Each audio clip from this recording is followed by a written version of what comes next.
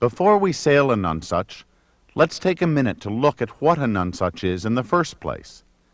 The Nonsuch idea was first formulated in Toronto in 1977 when a group of prominent yachtsmen, led by world-famous offshore racer Gordon Fisher, decided they had had enough of winch cranking and buying lockers full of sails. All they wanted to do was to go out sailing with their families as quickly and easily as possible. In concert with designer Mark Ellis and master boat builder George Hinterholler, Mr. Fisher's concept became, happily, the Nonsuch. And in a very few years, that reality has made over 1,000 owners happy with Nonsuches in various sizes. The hull, from boot top to cabin top, is reminiscent of a traditional Cape Cod catboat and shares the catboat's long waterline, commodious cockpit, wide decks, and huge interior volume, all with the exquisite detailing and quality workmanship of Hinterholler yachts.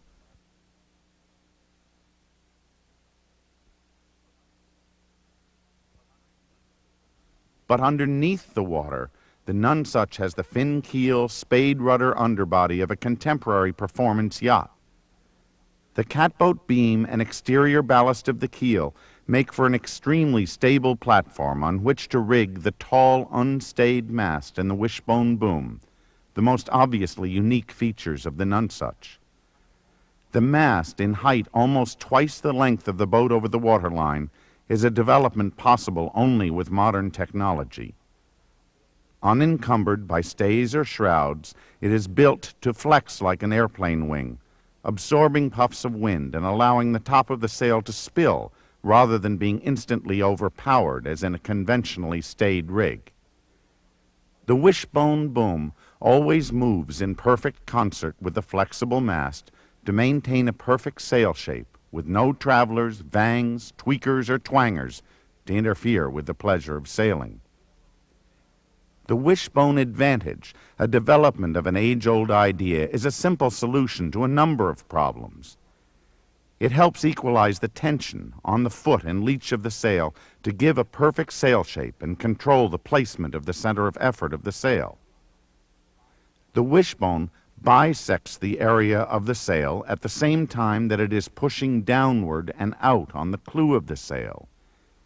It replaces the functions of both traveler and vang in holding the aft end of the boom down.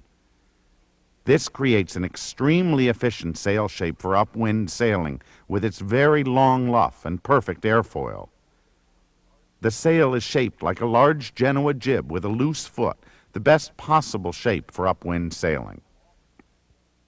Off the wind, the wishbone advantage really comes into play. The entire sail is held in a perfectly vanged airfoil by the wishbone.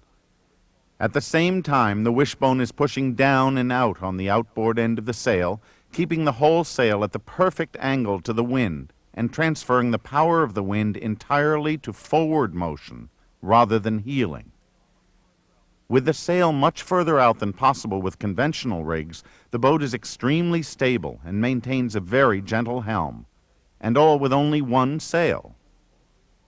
And with the wishbone advantage, all of this is done with only two control lines, the main sheet and the choker, which is the wishbone adjustment line led back to the cockpit that allows the boom to move forward from the mast to increase the draft of the sail and to pull the wishbone back to flatten the sail. The choker gives instant sail control on all points of sail right from the cockpit. With the inherent stability of the Nonsuch hull and flexible rig, it isn't necessary to reef often, but when it is, the wishbone advantage helps to make it very easy to reef the sail quickly and easily, all from the comfort and safety of the cockpit. It is the perfect setup for cradle lines which hold the sail when it is reefed or furled. As we go through the how of sailing the Nonsuch, this wishbone advantage will become more obvious. This is a Nonsuch where she ought to be, in the wind. She's so easy to sail you can keep the instruction manual in your head. To get her